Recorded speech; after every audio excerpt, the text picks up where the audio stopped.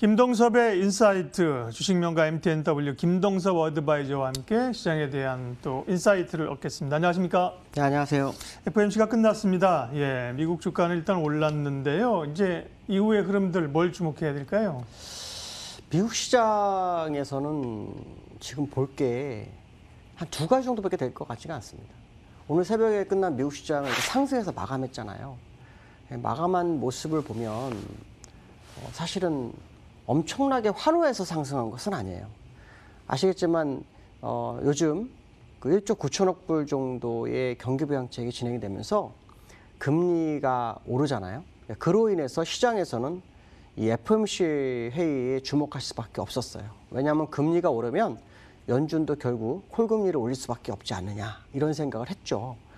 특히 이번에는 3, 6, 9, 12 때마다 점도표를 작성하기 때문에 3월에인 이번에 점도표에 변화가 있나라는 관측도 있었고 또 경제 전망에 대한 생각도 상당히 있었던 상황입니다. 근데 실제로 점도표는 2023년도에까지는 금리 인상 안 하겠다, 뭐 그대로 유지한 상황이 됐죠. 테이퍼링도 뭐 잭 리더가 얘기한 것처럼 올해 2번 정도 했었는데 실제로 일축해 버리는 그런 상황이 나왔죠. 또 경제 성장률도 4.2%를 예상했었는데 6%대로 상향 조정하는 모습이 나왔습니다. 이런 상황 속에서 일단 그 금리는 1.6 이렇게까지 내려왔죠. 6.3 정도까지 내려왔습니다. 근데 사실은 금리도 저점에서부터 굉장히 많이 올라온 거죠. 이제 금리에 대한 무감각이 시장에 나타나는 게 아닐까 뭐 이런 생각을 해봐야 되는데요. 그럼 우리는 앞으로 뭘 두 가지를 봐야 되냐? 역시 금리입니다. 왜냐? 국채 발행은 계속 진행될 거다. 그리고 금리가 변동이 들어올 거다. 금리가 더 올라가면 결국 위험하죠. 작년 같은 경우에는 코로나 전에 금리 때문에 말이 많았어요. 그런데 코로나 터지면서 금리가 숨어버렸죠. 그럼 시기적으로도 작년하고 지금하고 또 비슷한 날짜입니다. 작년에도 금리 얘기가 이 시점에서 코로나가 3월 달에 터졌잖아요. 그러니까 지금도 3월입니다. 그러니까 딱 1년 만에 금리가 다시 시장으로 나온 상황이에요. 근데 지금 미국에서는 경기부양책은 벌써 한 번 했고 또다시 뭐 지난번에 말한 것 중에 하나가 3조 달러 뭐 경기부양책 이렇게 얘기가 있었는데 쉽지는 않을 거다. 그렇다면 미국에서 지금 내세울 수 있는 게 뭘까요? 금방 말씀드린 것처럼 문제가 될 거는 금리라면 내세울 수 있는 것은 정말 경제 전망이 상향이 됐다면 지표의 변화가 있어야겠죠. 인플레이션이 큰 변화가 없으면서 고용이 되는지 이거 외에는 미국에 이제 재료가 없어요. 그러니까 그 재료가 나오려면 이제 시간이 많이 필요한 거죠. 시간이 많이 필요하다는 건 뭐예요? 재료에 목말라 있는 상황이기 때문에 정말 상방을 생각하는 사람은 조그만 재료라도 주가를 끌어올릴 수 있지 않을까 이런 생각도 합니다. 그렇지만 그것도 쉽지 않다. 왜냐? 경기부양책 때 금리가 오르고 있는 상황 속에서 연준이 뭔가 어떤 스탠스를 가져올 거냐에 대한 기대감이 있었는데 시장이 원할 만큼 완화적 조치를 비둘기저기로 발언을 했어요. 근데 어떻게 됐어요? 주가가 0.5%? 요거밖에 못 올랐어요. 사실은 오늘 폭등하나 싶었어요. 어젯밤에 자면서. 그랬는데 막상 아침 4시쯤 보니까 별로 오르지 않았더라고요. 이런 모습을 보면서 미국도 굉장히 부담이 되는구나. 지금 미국 시장이나 전 세계 시장을 다 차트로 분석해 보면요. 미국 시장이 예전에 트럼프가 세금 감면을 하면서 미국만 시장에 갔던 시절이 있었습니다. 지금 그때가 똑같아요. 다음만 찔끔찔끔 올라가고 있고요. 다른 나라들은 그냥 고점에서 맴돌고 있는 그런 상황이다. 특히 우리나라도 고점에서 200포인트 정도 밀려있는 상태에서의 움직임이 있고 일본도 역시 마찬가지고 전 세계가 약간씩 흔들려 있는 것은 사실이다. 물론 오늘 올라서 일본이 또 고점까지 다 올라온 것은 또 그것도 사실이고요. 어쨌든 제가 이제 말씀드리고 싶은 요지는 딱 그겁니다. 미국 시장에서 재료는 이제 나올 수 있는 것은 한정되어 있는 것은 맞을 거다라는 생각을 해봐야 될 것 같고 그 재료가 앞으로 시장에 어떤 모습으로 다가오는지는 좀 더 봐야 되겠다. 자, 기술적으로 보시면은 한 2,000포인트 정도 남아 있습니다. 만약에 더 간다면. 제가 아는 상황에서는. 근데 지금 현재는 추세 연장선에 딱 걸려있는 상태라서 이 자리에서 어떻게 될지. 원래는 3808포인트 여기서 엄청난 싸움이 있었잖아요. 돌파하려다 무너지고 돌파하다 물러지고 반복을 했었는데 일단 돌파를 했습니다. 근데 월봉으로는 아직도 2주가 남았습니다. 2주가 남았기 때문에 그 변화가 어떤 식으로 시장에 다가올지는 좀 더 확인해 볼 필요성이 있지 않을까. 그런 생각을 해봐야 될 것 같고요.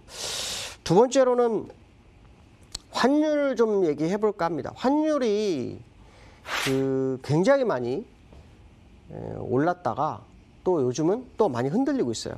사실 굉장히 많이라는 표현은 아니죠. 근데 저점 대비로 환율이 올랐어요. 이 환율이 역외환율에서 10원 정도 빠졌다가요. 오늘 장중한테 1120원까지 밀렸다가 지금 1124원 50전까지 올라왔어요.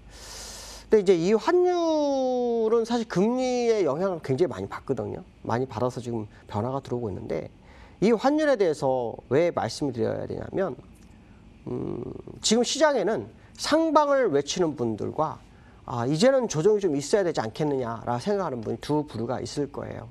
상방 생각하시는 분 입장에서는 1조 9천억 불의 유동성이 풀렸기 때문에 이로 인해서 이제 시장의 유동성이 들어올 거다. 특히 미국 같은 경우에는 아시겠지만 1,400불 받는 분 중에서 37%는 주식 투자를 하겠다라고 했거든요. 그러니까 그런 부분들까지 감안해 보면 지금 유동성이 풍부하잖아요. 그러니까 그 유동성의 힘이 아직도 남아있다 이런 생각을 할 수밖에 없어요. 그 상황 속이다라면 우리가 어떤 생각을 해야 될까? 적어도 위험자산과 반대로 움직이는 환율만큼은 우리가 꼭 기억을 해야 되겠다라는 생각을 했어요. 그래서 환율에 대해서 좀 말씀드리려고 하는데요. 환율을 보면 지금 현재 상태로 보면 이 일봉상으로 정배열이에요. 물론 5일선이 꺾였어요. 근데 보시면 21선도 121선을 골드크로스를 냈고요. 60일선도 우상향을 틀고 있는 상태에서 일단 환율이 200일선까지 가다가 밀려서 지금 21선에서 와 있어요. 그러면 이 환율 입장에서는 밑으로 내려가야 되죠. 밑으로 내려가야 됩니다. 그래야 주가가 뛰죠. 그럼 환율로는 어디까지 빠지는 게 좋을까요? 60일선일까요? 아니에요. 1,100원 정도 깨져야 됩니다. 이 구름대 하단선 주변 밑에가 완전히 깨지고 내려와야 진짜입니다. 왜냐하면 지난번에 1,080원일 때 3,266이었잖아요. 결론적으로 말하면 1,100원 밑으로 떨어져야만이 정말 위험자산이 3,266을 돌파해서 갈 수 있다는 생각을 한번 해봐야 될 것 같고요. 주봉 상태도 지금 사실은 아직 우상향 중에 있어요. 그러니까 똑같은 거죠. 그러니까 일봉에서 60일선, 21선이 올라오고 있고 21선이 그 120선을 관통하면서 올라오는 그런 모습이 나오니까 지금 현재 상황으로 보면은 1,100원 밑으로 가서 1,080 어디까지 가야만이 정말 전고점을 돌파할 거다. 사실은 3,266을 가는 게 중요하지 않잖아요. 지금 투자하시는 분 입장에서는 어차피 갈 거면 3,266을 돌파해서 뭐 4,000, 5,000을 가야지 맞지 않나요? 그리고 그래야만이 고점에서 한 33조, 34조 들어온 개인들한테 이익이 갈 수 있는 기회가 오지 않나요? 자, 그렇다 그러면 결국 환율이 정말 급전직하해서 떨어지는 모습이 나와야 진짜 상승이 나온다라는 생각을 해야 될 겁니다. 그렇지 않다면은 사실은 시장은 박스권이 될 거고 박스권이 된 상태에서 삼성전자가 버티면 다른 종목 투자하신 분 입장에서는 손실만 가중될 수도 있다. 뭐 이런 생각을 해봐야 되지 않을까 이렇게 말씀드릴 수 있고요. 자, 세 번째는 연기금 얘기를 좀 하려고 합니다. 어저께 제가 사실은 연기금 3일 연속 매수한 줄 알았는데 아니었더라고요. 어저께는 2,400억을 팔았어요. 어저께 외인들이 한 5천억 정도 파니까 바로 따라서 팔았지 않나 이렇게 보여지고 있는데요.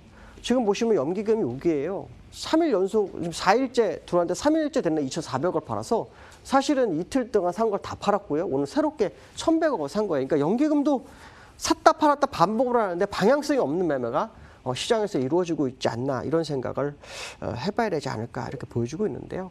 여기서 이제 연기금이 앞으로 어떤 식의 행보를 보일지 만약 정말 연기금이 살 의지가 있다면 추세적으로 계속 들어와야 됩니다. 추세적으로 계속 들어와야지 이렇게 샀다 팔았다 하면 시장이 굉장히 어려울 수 있다라는 부분이고요. 오늘 제가 이제 수급적으로 꼭 말씀드리고 싶은 거 하나는 어제 외국인 7천억 정도를 매도했어요. 장중에. 근데 제가 시장이 정말 이해가 안 되는 게 하나 뭐냐면 외국인이 선물을 거의 1조 600억을 팔았는데도 주가가 안 밀리는 시장의 모습인데 한 3천억을 사니까 주가가 어제 하락보다 더 많이 올라요. 그러니까 지금 상방을 바라보는 시장의 움직임이 굉장히 강하다라는 생각을 많이 할 수 있죠. 그렇다면 이 선물에서 외국인이 도대체 얼마나 매도했냐. 12월 28일을 기준으로 외국인이 판 돈은 약 7조 정도의 선물 매도를 했어요. 그러니까 지난번에 선물에서 3월 19일부터 올렸던 선물의 금액이 약 10조 8천억 정도 되니까 한 60%에서 70% 사이의 물량을 익절을 했던가 물량을 버린 거예요. 그렇다면 결국 외국인들이 지금 조금 사서 주가 끌어올리는 거 이것이 추세로 가느냐 안 가느냐는 외국인 선물을 얼마나 더 시장에서 회수할지를 확인해야 될 거라. 만약 그렇지 않다면 결국 고점 매도를 감행하기 위해서 의도적으로 주가를 방어하는 상황일 수도 있다라는 생각을 해야 될 것 같고요. 특히 외인의 그 현물이 아시겠지만 지금 지난번에 2조 원대 들어왔어요. 2조 원대 들어가고 다시 1조가 나갔어요. 한 8천억, 9천억이 나가고 다시 1,200억이 들어왔거든요. 2조 5천억이 들어왔던 부분값만큼 다시 또 들어와야 되니까 한 7, 8천억 정도가 다시 시장에 들어오는지도 우리가 꼭 확인해야 되겠다. 결국 외국인들이 시장에 진입하기 위해서는 추세적인 움직임이 있어야 되는데 그러기 위해서는 한 달라도 쭉 빠져야 되고요. 그다음에 정말 선물에서도 외국인들의 매수가 완벽하게 좀 장악하는 모습이 나와야 될 거다. 그렇지 않다면 사실은 3,266 가는 것도 쉽지 않을 거다라는 생각 한번 해봐야 될 것 같습니다. 시장이 하루하루 변동이 굉장히 큽니다. 쉽지 않은 시장 잘 대응하시기 바라겠습니다. 오늘 여기까지 하겠습니다. 감사합니다.